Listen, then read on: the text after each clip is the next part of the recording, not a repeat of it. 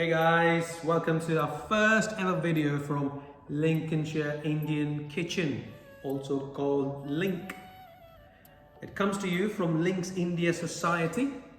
We aim to bring the nuances of Indian cooking to your kitchen, especially helping those who find Indian cooking a little bit more confusing, a little bit more difficult, and they feel that it's out of their reach to produce these fantastic dishes which they have in the local Indian restaurant.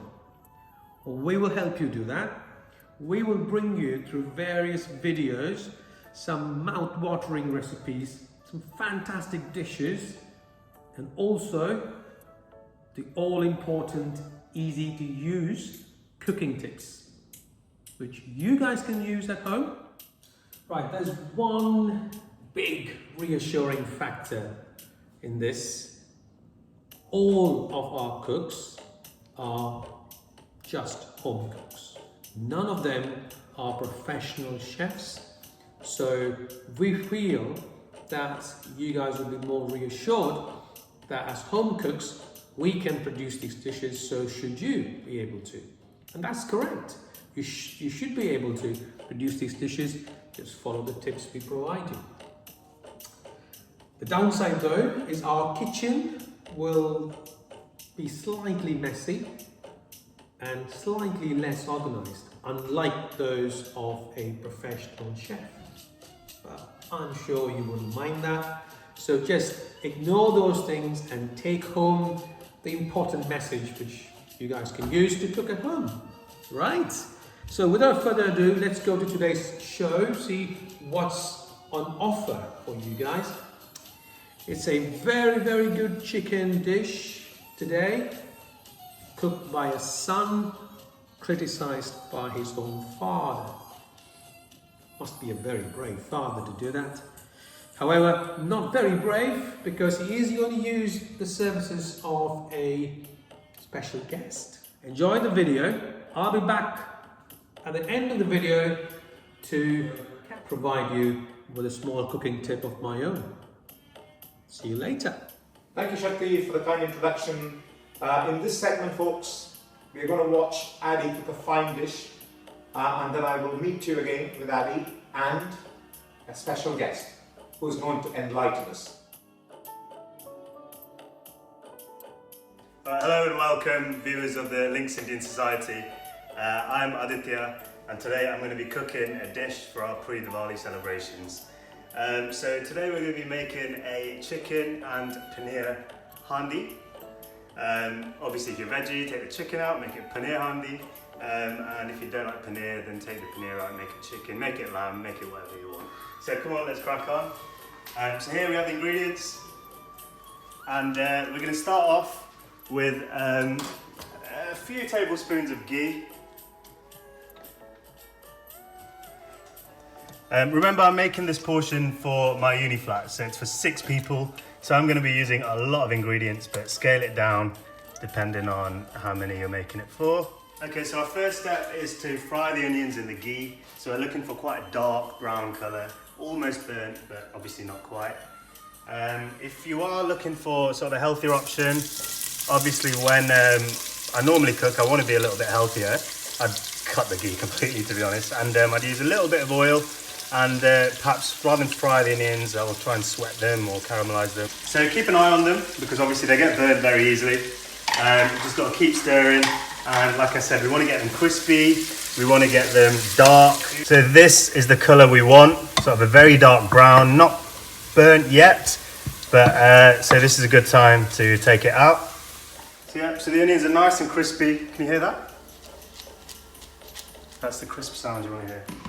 So now we're going to go in with the whole spices. So we've got 2 cardamom pods here. We didn't have any green cardamom, so we've gone black, but go green if you've got it. We've got an inch of a cinnamon stick, 3 cloves, and then just let it fry in the residual ghee.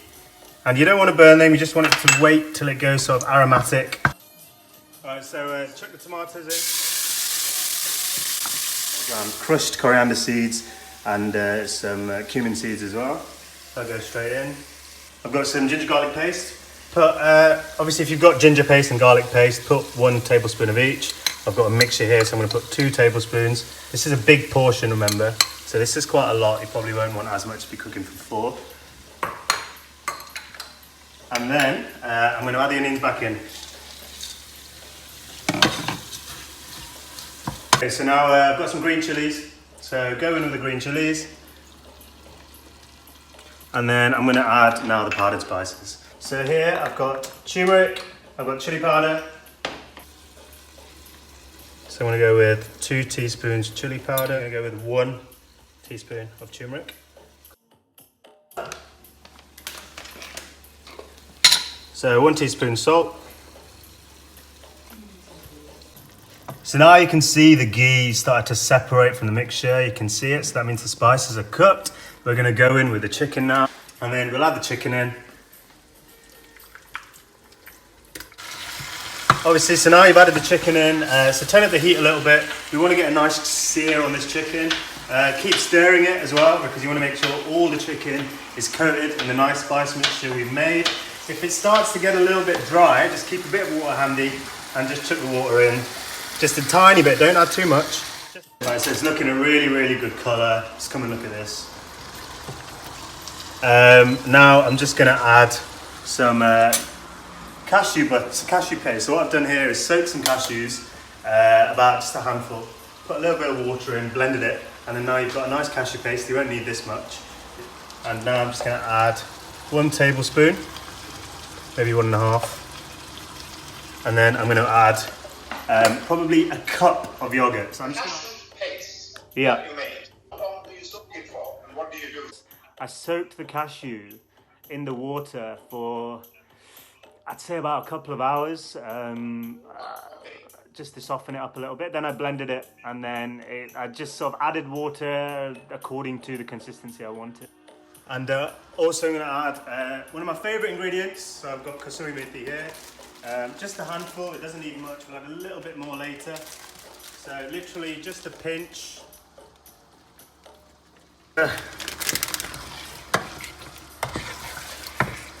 So now it looks a nice rich colour. It smells absolutely fantastic as well. And now I'm just going to go in with the paneer. You stir that well. And maybe add a little bit more water, because as you can see, it looks quite bulked up in here. So it's bubbling away now, and I'm just going to add a lid to it and let it bubble, and then we'll revisit it in about 10-15 minutes. So we've been letting it cook, we've let it simmer for about 15 minutes, 20 minutes maybe, so let's come have a look. And oh, look at that. We're going to add a little bit more of this kasuri methi. Add a little bit of cream. Now I know this may not be traditional, but I think it just adds a really nice richness to finish off the dish. And then we'll give it a good stir. Guys, this is more or less the final product. We've got your chicken and paneer handi over here. Shall we see what the boys think? Alright guys, so this is the final product.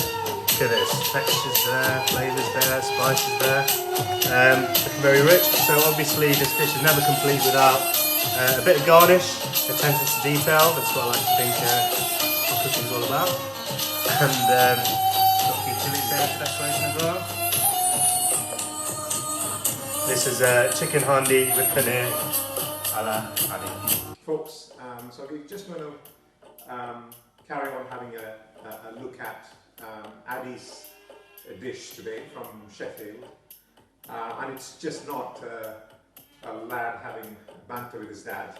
We have actually got one of our celebrity chefs, which the Lincoln folk would know about.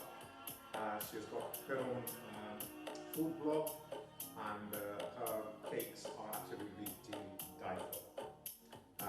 So we are very, very privileged and delighted to have Suman today with us. Thank you for the warm welcome, Shrita, and it's nice to be here, part of this. Yeah, that's absolutely awesome. That smells awesome. That looks awesome. Good job, Adi. Thank you. I have to tell you, Yeah, we were cooking a full meal, so that's just part and parcel of it. Yeah, well, you had a lot of dough there and some rolling pins and stuff. But were you going to make some kind of roti or chapati or something? My Guju housemate Anuj, he cooks a lot of naan with his family back home, and his mum has a nice naan recipe that involves just flour and yogurt, which baffled me, to be honest. I wasn't sure how it was going to work, but it turned out lovely. So yeah, he was doing that on the side, so there was a bit of a mess. So I tried to hide that in the camera, but looks like we didn't do a very good job. It looked amazing. But there's a couple of questions that I wanted to ask you. First is, did you use, because we couldn't tell in the video, so was the chicken on the bone, on which part, or was it boneless? Could you please clarify that? I got a curry cup. I tried Yes. to keep it very, very, very traditional. So Yeah. I got the butcher to cut up on the bone chicken for me. And just to clarify for anybody who's listening and doesn't know what a curry cut is, it's the special Indian cuts that the chicken will be cut in smaller pieces. Like one leg piece will be cut into 3 pieces in the curry cut. So the other thing I wanted to ask you about the recipe was that I think you didn't mention what you put in the marinade for the chicken. So I'm curious to know what went in there. Yeah, so it's funny, I actually said I marinated it overnight, which my housemate was quick to call me up on because I'd actually done it 10 minutes beforehand. But obviously for all the viewers, I fully recommend you marinate it overnight because it makes a huge difference to the flavour. For the marinade itself, I always use yogurt because I feel, especially if you're leaving it a while, it tenderises the meat quite well.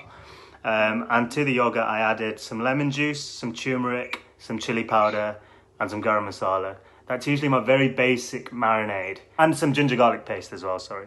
So it was those 5 things that I used to marinate my chicken. Okay, I think we're all very proud of you, and I hope you inspire the younger generations. Thank you, Suman. Thank you, Adi. That was fascinating listening to you both. And actually, I didn't know what a curry cut is. And so I learned something new today. I still quite understand what exactly it is. And so we've come to the kind of end of this segment of this episode, and we thoroughly enjoyed it, didn't we, Suman? And we hope you did too. We will try and keep churning out dishes and episodes for you. Over to you, Shakti, and hope to see you all around, guys, folks. Take care. Hey guys, welcome back. I hope you enjoyed that fantastic dish which Adi made for you.